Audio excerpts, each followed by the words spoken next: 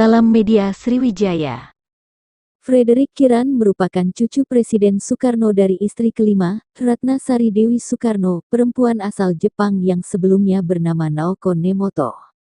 Dari pernikahan mereka, lahirlah Kartika Sari Dewi Soekarno Putri yang kemudian menikah dengan pria bule berkebangsaan Inggris.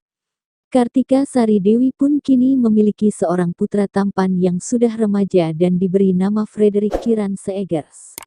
Ratna Sari Dewi Soekarno menetap di negeri Sakura, sedangkan Kartika berada di London bersama suami dan anaknya.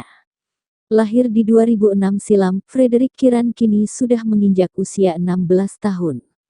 Para serupawan cucu mendiang Soekarno itu pun kini mencuri perhatian warganet. Sosok Frederick Kiran Soekarno Seegers banyak mencuri perhatian karena pesona ketampanannya yang dinilai semakin terpancar, seiring dengan pertumbuhan usianya. Meskipun tinggal di Belanda, Kiran kerap berkunjung ke Indonesia.